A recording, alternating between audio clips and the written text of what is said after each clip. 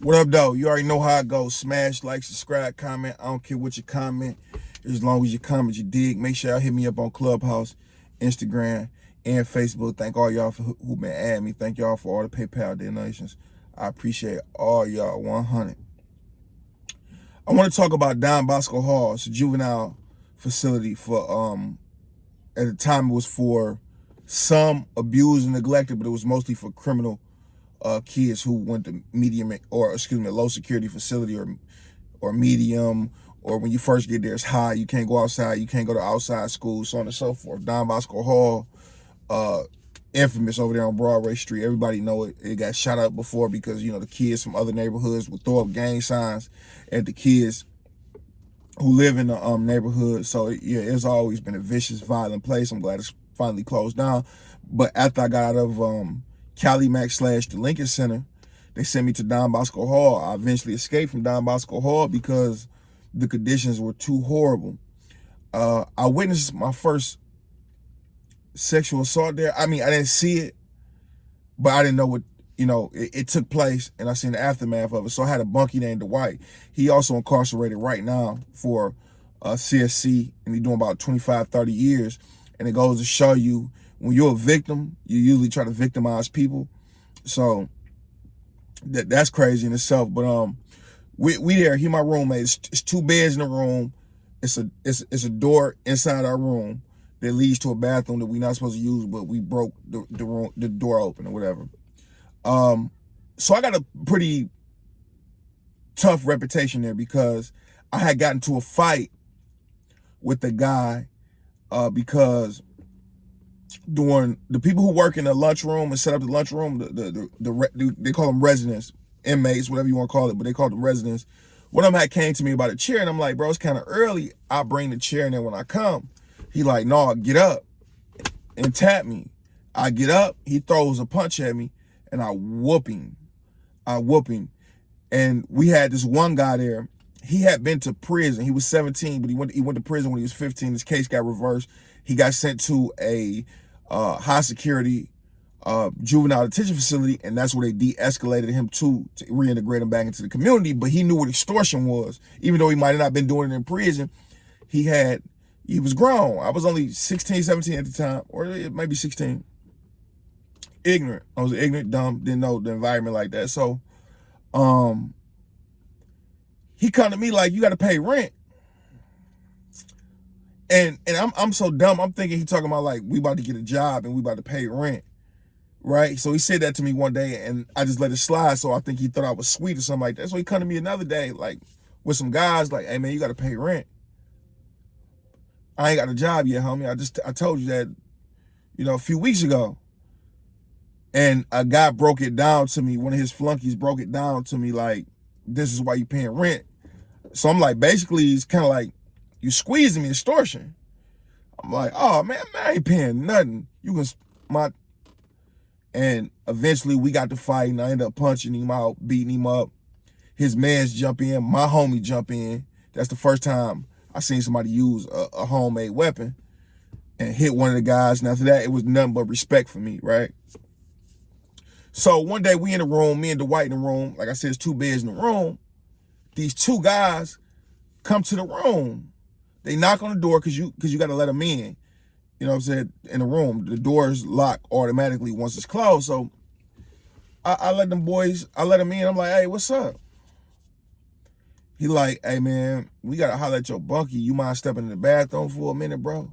He up. You know?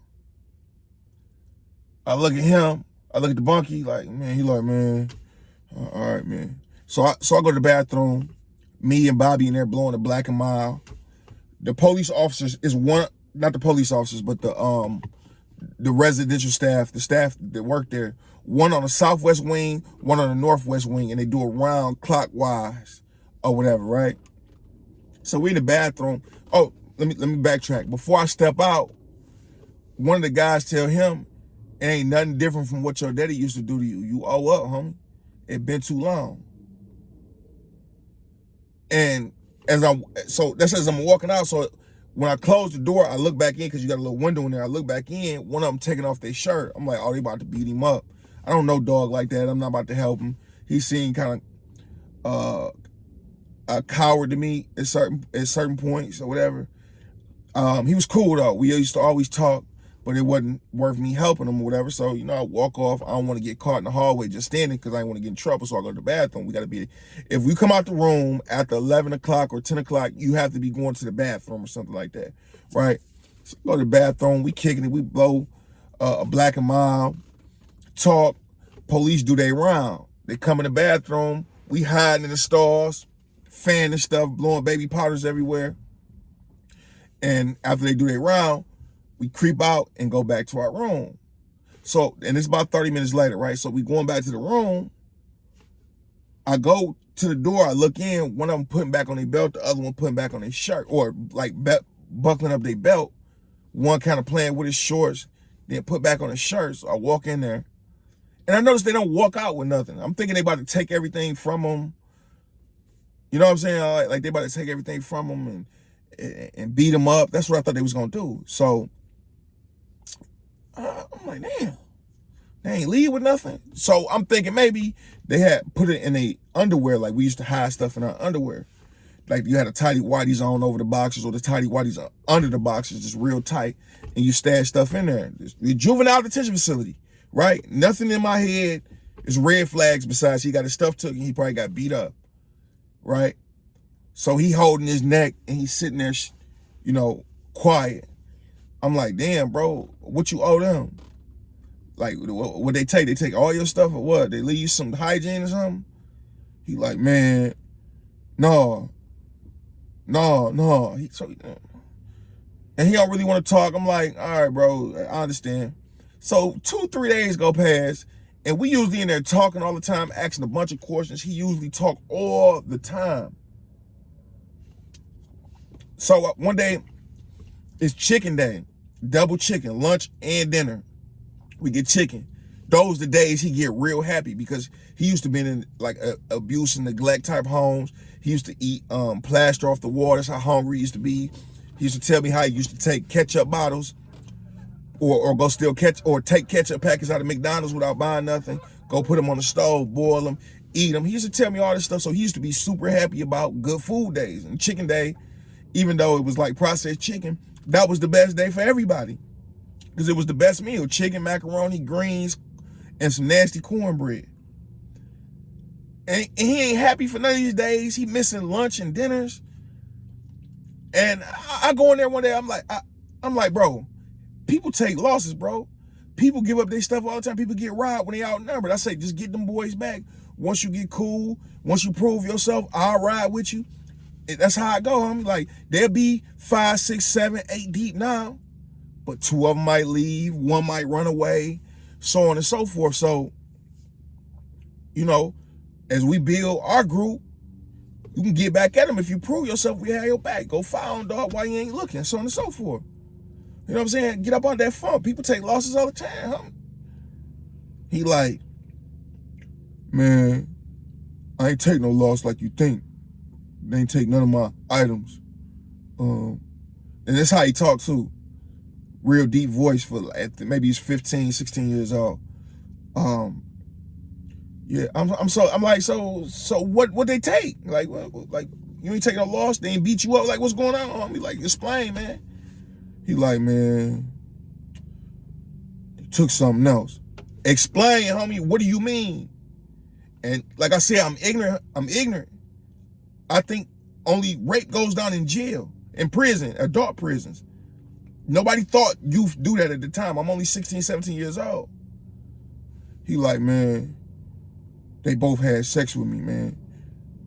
I thought I was doing good, man. I kept on my mean mug, so on and so forth. But I guess on chicken days, I was smiling too much and too happy, so they seen the softness in me. It's my fault. And I wish I would have been at a point psychologically where I could have told him, rape is never your fault. It's the person who commits the act. It's never your fault if you're the victim. You know what I'm saying? But I didn't know. A few weeks later, he tried to hang himself. But if I could have gave him them words of encouragement and so on and so forth, I wish I could have did it. But I just didn't know. Didn't know what to do.